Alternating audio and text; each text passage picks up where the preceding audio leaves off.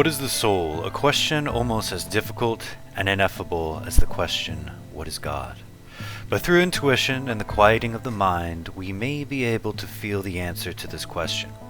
This is something that cannot be known, but through feeling what is at the core of your being, it may be understood through the wisdom that points towards what must be for the rest of existence to have manifested in perpetuity as it has. This video will provide a map to a quicker understanding of the soul, but only through finding the non-existence at the center of what is within will the truth be felt. As we know from the lessons of polarity and gender, there is a balance at the center of all things, from which all must come. If the source was not perfectly balanced, the scale of universal forces would tip, allowing the stronger forces to destroy the weaker, and thus destroying themselves, having no opposite force to continue the cycle of its own existence. That without a pole screams out into the void until its energy is dissipated, returning to the nothingness from whence it came. And that concept of the nothingness of the void points to what the ultimate source point is, the balance from which all comes, from which the two poles originate. It is the only possible thing that can hold within itself all things.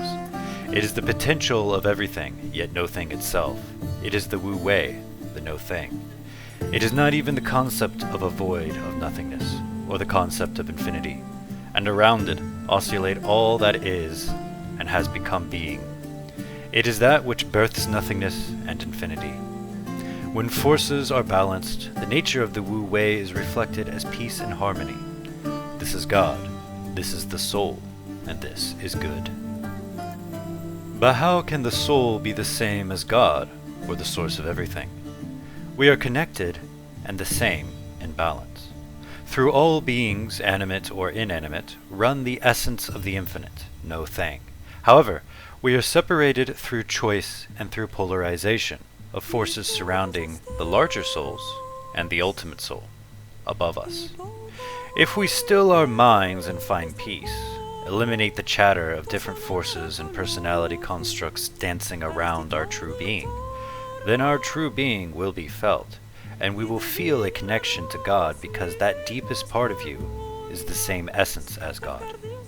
I think the best word for it is a holon, or a particle of wholeness, which contains all that is, but at a smaller fractal of the whole. So each soul has access to everything that is, but with a narrower lens from which to look. If we look at the patterns of galaxies, nebulas, stars, and spatial dust, and we compare it to the image of a brain, the patterns look similar.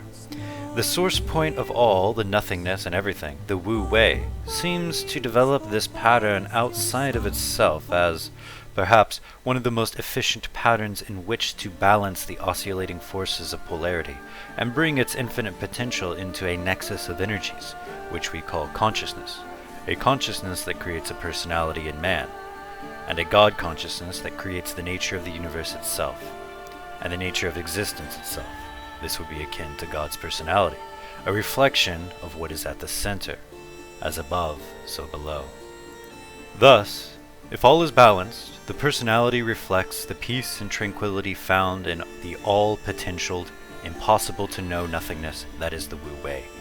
At the very center of one's being is the wu-wei, and that wu-wei is a little shard of God, a ray of light streamed from a greater source and removed from full connection to the source, so that soul, which is of the same substance as God, can experience through the nexus of polarities held within the mind and brain, a personality, a life, and a journey.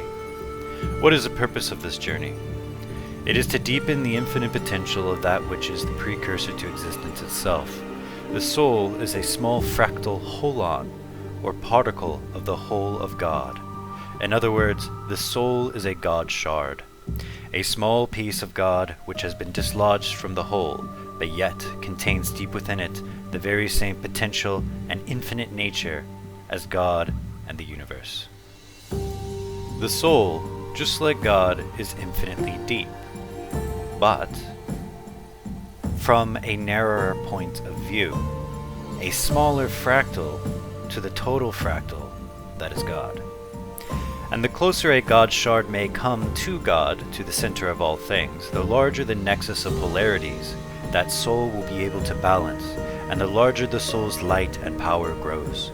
This central nexus point of the soul will continue to grow and reincarnate into bodies that can handle higher and higher levels of consciousness, all the way up into the angelic sphere, or even the sphere of the gods, until that being becomes so deep that it then merges back with God, returning home and adding one infinity to another.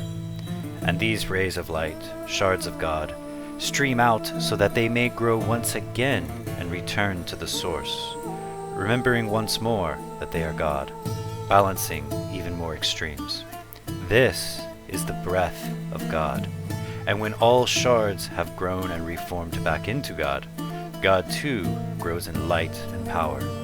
And perhaps the God of this universe is merely a shard itself to a larger whole, forever expanding and deepening in its infinity, both outwards and inwards.